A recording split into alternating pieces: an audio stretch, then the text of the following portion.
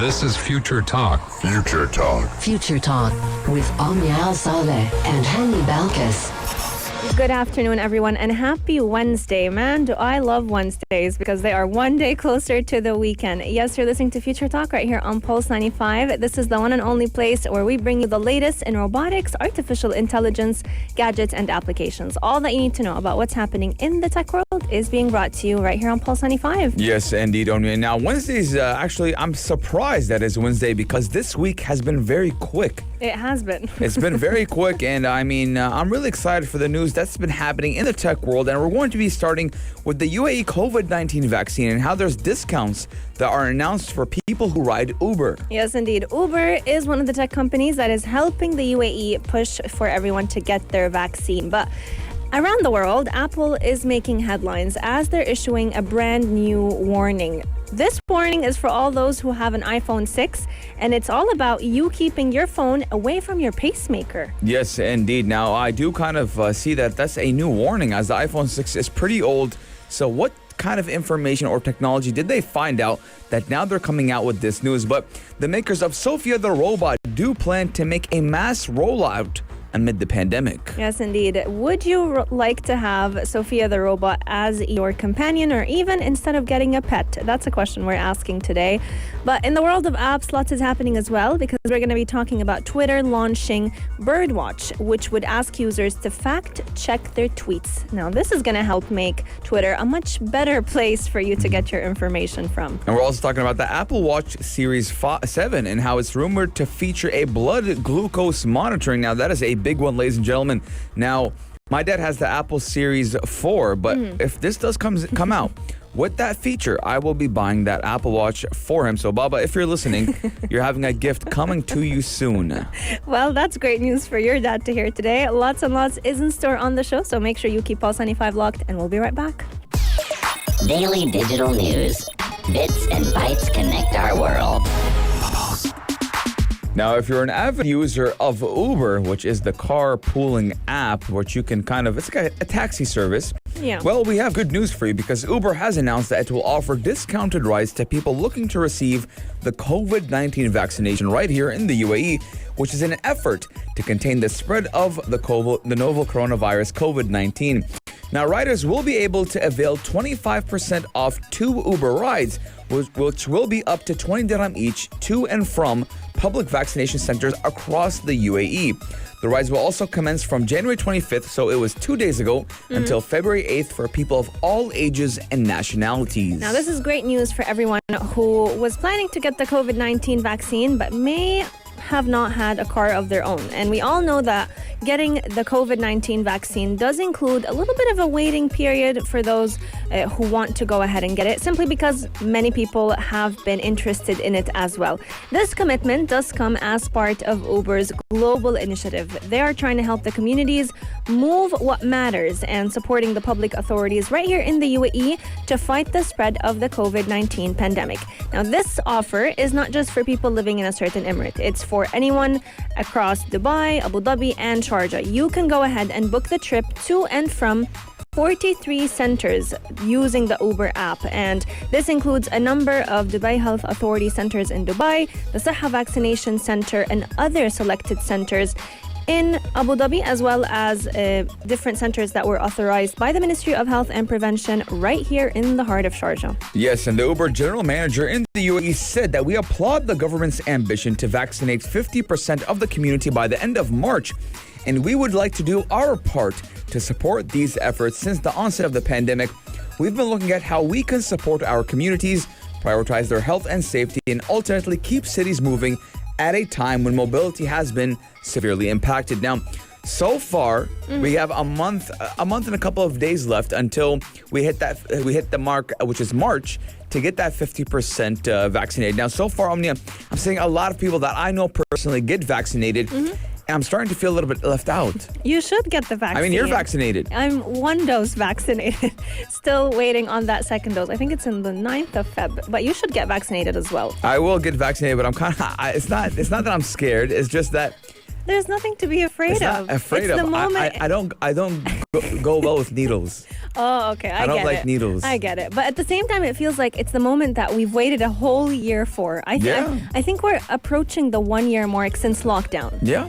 And in March now, my dentist actually, Omnia, he got vaccinated, and he was telling me how in El Ved area, vaccination process takes about 5 minutes. And even at the Expo Center right here in the heart of Sharjah, a lot of people have been saying it's very organized. You're in and out pretty quickly. So if you're interested in getting vaccinated, that's definitely a place you should check out. But if you're also interested in getting that offer that Uber is giving to all of its users, all you'll have to do is download the application. And to claim the discount, you'll have to tap on the menu that is found in the top left of the Uber application.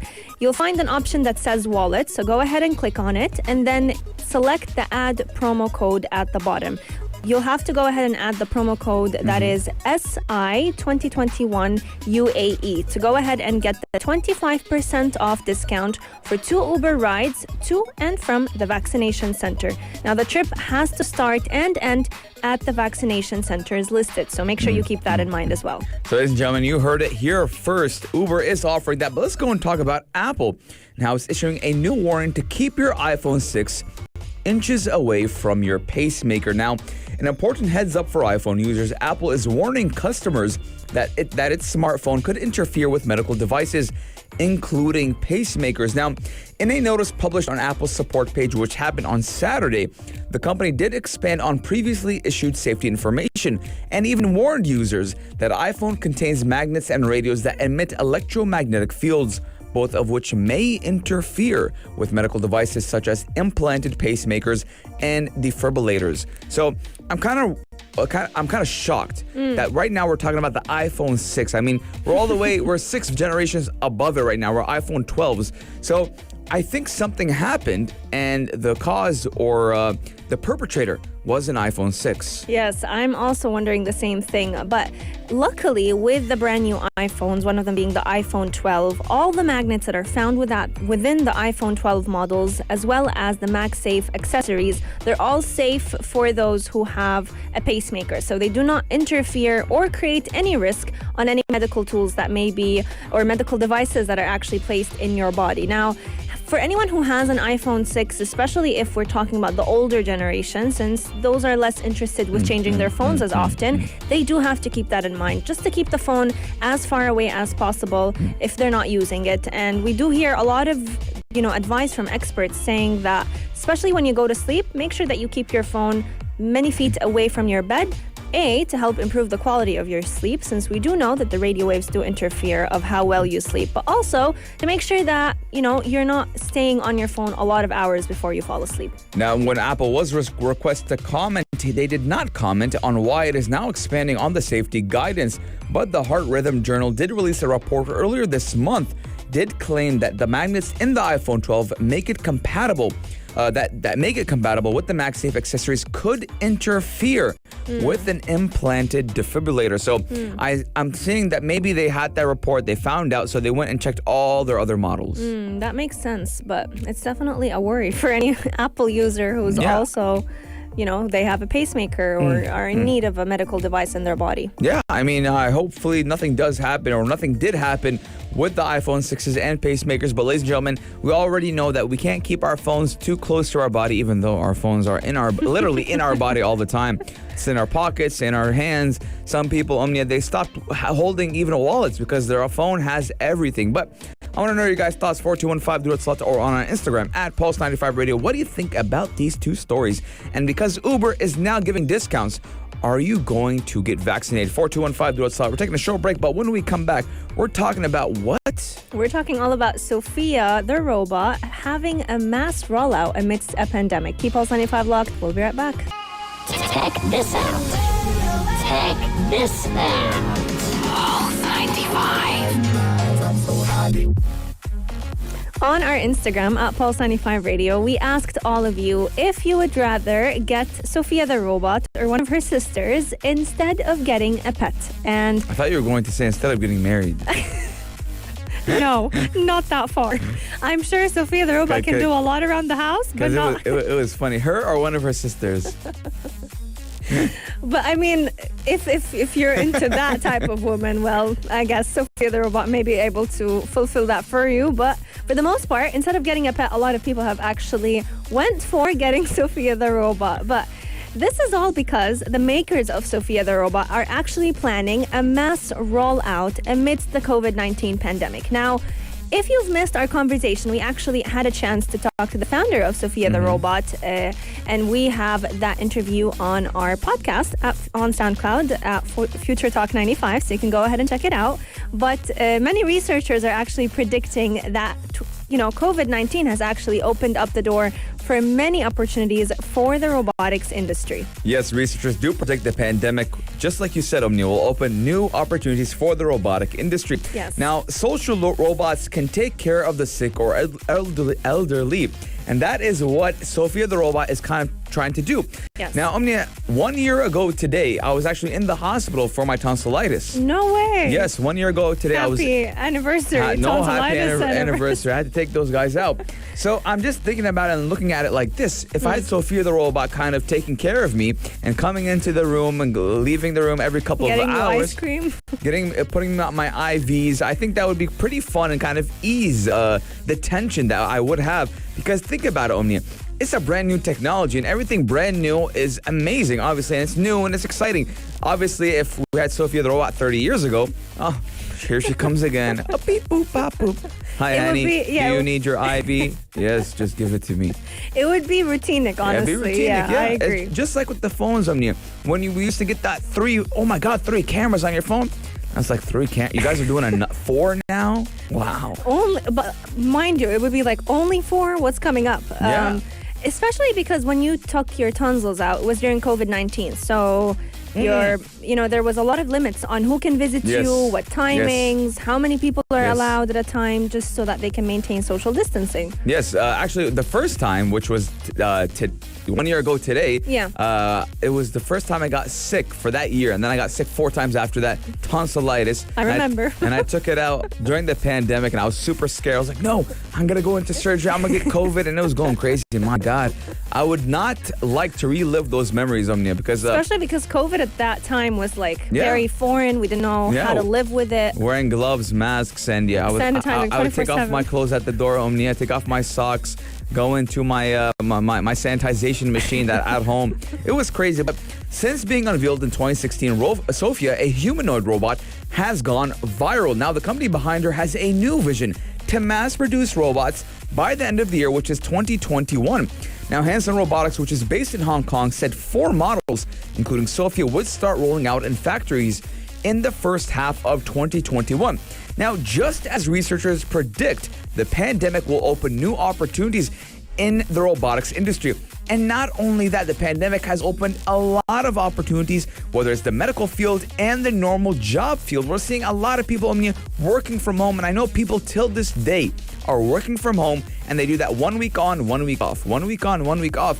So a new normal is coming into our lives. And last night, Omnia, I don't sleep a lot, but when I try to sleep, I think and I mix scenarios in my head, and I go inside my brain and I look for things to talk about with myself, obviously. So I was thinking, when are we not going to use a mask? That's a good question. Because people thought 2021 would be the year where we're done with masks. They thought COVID-19 had an expiration date on December 31st, but we're looking at even that some vaccines are being distributed. Yeah. Obviously, the transfer rate is still pretty low, but you can still get COVID-19 or transfer COVID-19 even if you have vaccinated. Like if Omnia is vaccinated and I'm not, she can give me COVID-19 still, but she won't be affected by it. Exactly, and we always have to be safe even after taking the vaccine, because it doesn't mean that we're fully immune to the coronavirus. Now, the founders of Sophia the robot, the founder himself, David Hanson, has actually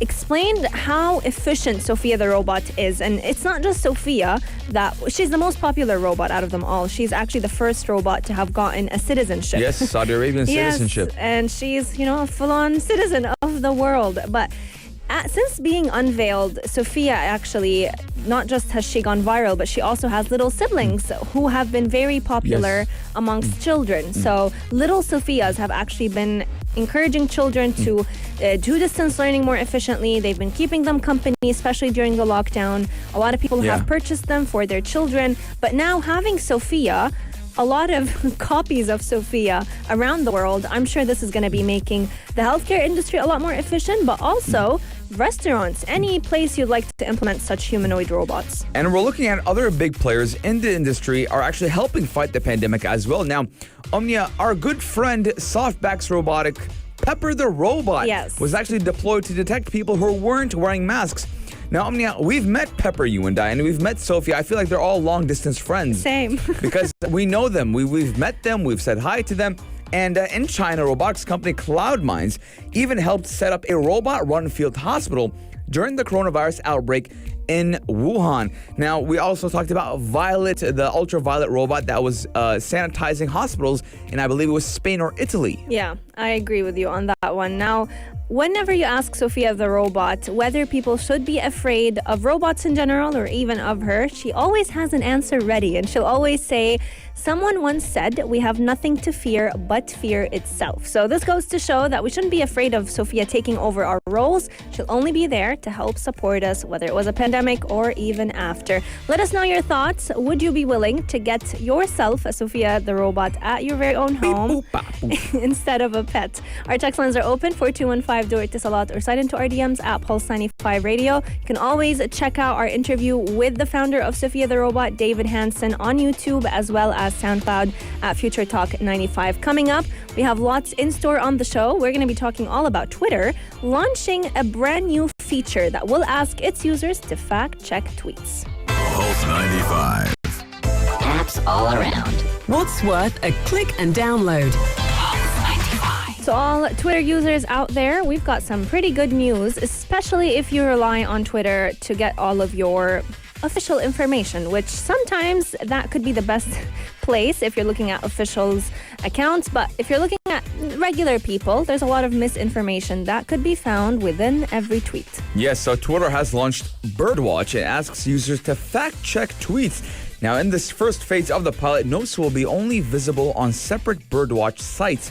Now, Twitter has launched a new community-based pilot program called Birdwatch. Now, you're probably wondering, Hani, why is it called Birdwatch? Well, because Twitter kind of revolves around the bird, and when you're bird watching, obviously you're watching for birds. Now, it does allow people to identify information in tweets they believe is misleading and even write notes that provide informative context. Now, and on the site, pilot participants can also rate the helpfulest notes added by other contributors. Yes, indeed. So in the first phase of this pilot project, the notes will only be visible on a separate Birdwatch site. So even though the feature is embedded within Twitter, for now it will be only available on a separate website. Now, just like you mentioned, Hani, anyone who wants to participate in this feature can go ahead and rate how helpful these notes are that other people are jotting down.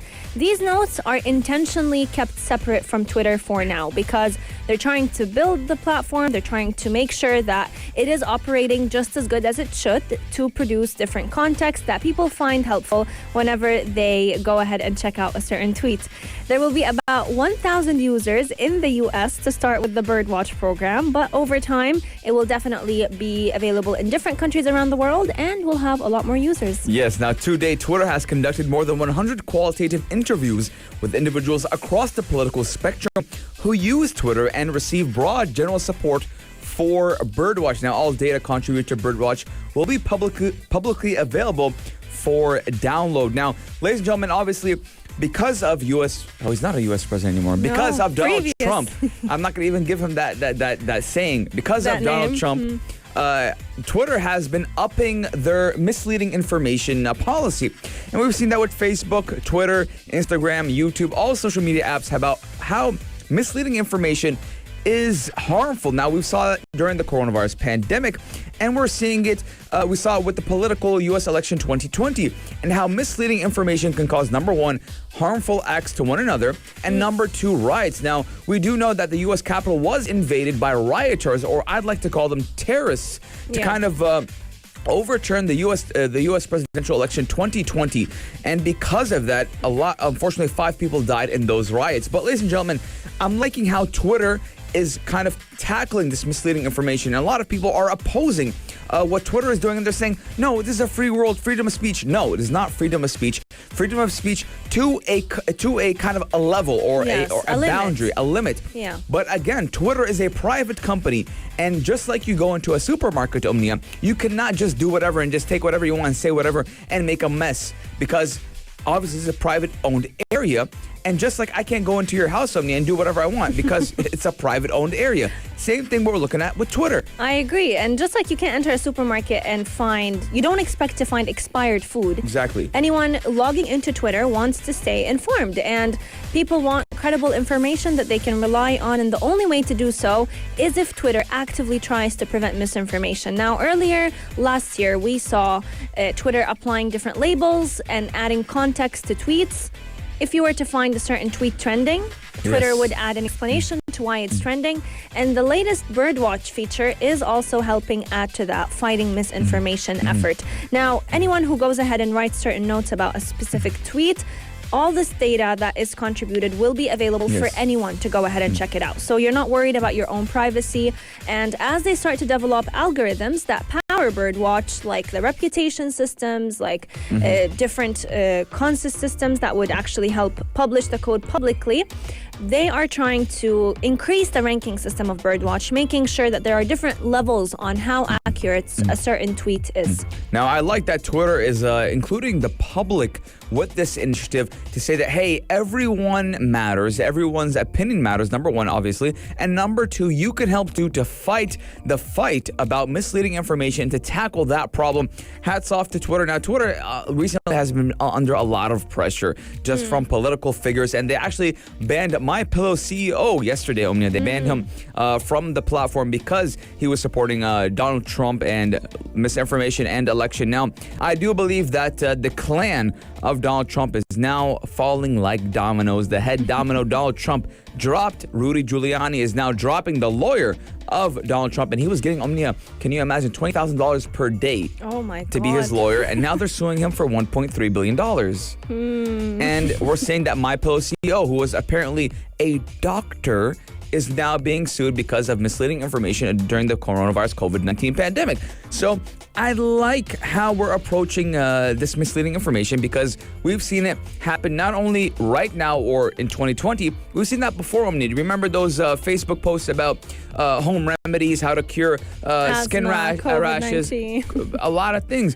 And unfortunately, a lot of people hurt themselves and passed away because they stopped taking their medications that was prescribed to them by a medical professional, and instead listening to Facebook posts with images clacked up to each other saying, hey, you want to get over asthma? Drink aloe vera oil every day.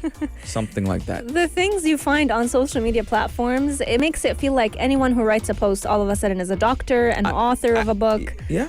Actually, only they did a social experiment, right? They made a nice post and like graphically nice, and they put a lot of random information that didn't make any sense, and they posted it to Facebook, Omnia. And one popular person on Facebook reblogged it or reposted it, I believe, and it got like 40,000 shares. Man. And the information was wrong, and everyone was like, yeah, 100%, that's what I'm talking about. And they came out and said, hey, well, that information was wrong, and that just goes to show how easy it is to misinform the public. Yes, indeed. Make sure you're not too gullible to whatever you see on social media. Take it with a grain of salt, and make sure you fact check any piece of information that you see. Coming up on the show, we're talking all about a gadget that many people own, but there are rumors that the upcoming launch of the Apple Watch Series 7 might just have a feature to help you monitor your blood glucose levels. This is going to be a perfect gadget for anyone who struggles with diabetes. Keep Pulse 95 locked. We'll be right back. Gadget of the day. New tech you might want to play with. Pulse 95. I'm naming this segment the segment where Hani's dad gets a new upcoming gift. Yes, and I'm naming the YouTube channel Hani95 because the camera has been on me for the past 2 segments, and I'm not used to having the camera on me all the time, and I feel like I'm being watched by the people on YouTube. So Hello, people of YouTube. Hopefully someone running the multicam will realize that it's been on me for the past 3 segments. But let's talk about the Apple Watch Series 7 and how it's rumored to feature what, Omnia? It is rumored to feature a new feature that can monitor your blood glucose level. Now, this is great news for anyone who struggles with diabetes because it is a gadget that will make their lives run a lot more smoothly. Now, these are all rumors. It's a report. There's nothing confirmed. But we do know that Apple loves to create a little bit of a marketing scheme. So it will actually partner with all those websites that give out rumors about upcoming devices just to hype the people up. It's been confirmed? What? The marketing? Yeah. A lot of people know about it. Or is that my conspiracy theory? No. We discussed it with a person from Apple. Really? Yeah, the iOS developer that we had on the show. I wasn't here. I had my week off. That's why I said you guys are lucky. You need to have a conversation. We'll have him more often. So if you want to check it out, it's actually an interview with the iOS specialist, Taimur Ajmal. It's found on YouTube, SoundCloud, Pulse 95. He is so lucky that I didn't do the interview with him. I know. I told him you would literally have a full show, and I mean a full hour, not even 5 segments. Yeah. A full hour discussing rumors about Apple. Man, I would pick his brain and pick Tim Cook's brain, but the report, which mainly focuses on the blood glucose capabilities of the Samsung Galaxy Watch 4, does explain that Apple is intending to bring blood glucose monitoring to the upcoming Apple Watch Series 7 using a non-invasive optical sensor.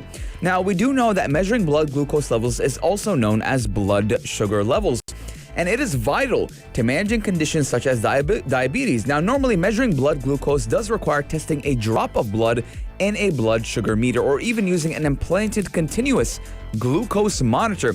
Now, that ability is to observe any major increase or decrease in blood glucose and may raise awareness of potential health conditions or simply help to improve a user's diet.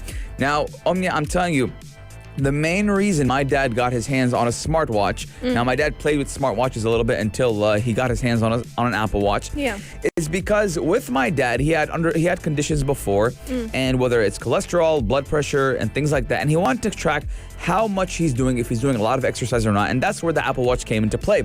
Now, if this comes out, Omnia, and it is what we're thinking it is, this will be literally the holy grail of smartwatches, and this will be it's going to be a deal breaker. You'll have to get an Apple Watch.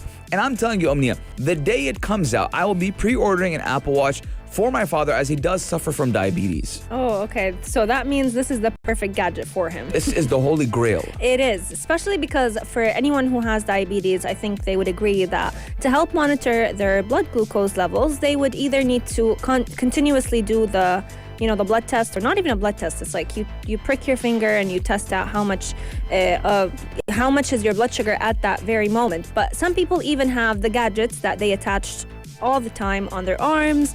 Some of them are on the stomach, and they can continuously measure your blood glucose levels, and it makes living with diabetes a much easier job. But with this, if these rumors are right, Apple is definitely looking for a novel treatment for diabetes, as well as a great solution for someone to have. Yes, and the ECG was also a beautiful feature that was finally came to us, I believe, last year. Yeah. And it was a long awaited for my dad, but ladies and gentlemen, I do hope that we get this soon, because this will be a deal breaker and a holy grail of Apple and smart watches. Ladies and gentlemen, 4215 or on our Instagram at Pulse95 Radio. What do you think about this smart Apple Watch Series 7 that will measure your blood glucose levels? But ladies and gentlemen, we are hitting the time marker, 3 p.m. And you know what that means, Omnia? That means Future Talk is coming to an end, and we are opening the airwaves for the only place to be at 3, the halftime show with Omar Ad-Duri. He's going to be bringing you all that you need to know about physical health, emotional fitness, as well as how can you better your life, both emotionally, physically, and mentally. It's a show that you do not want to miss,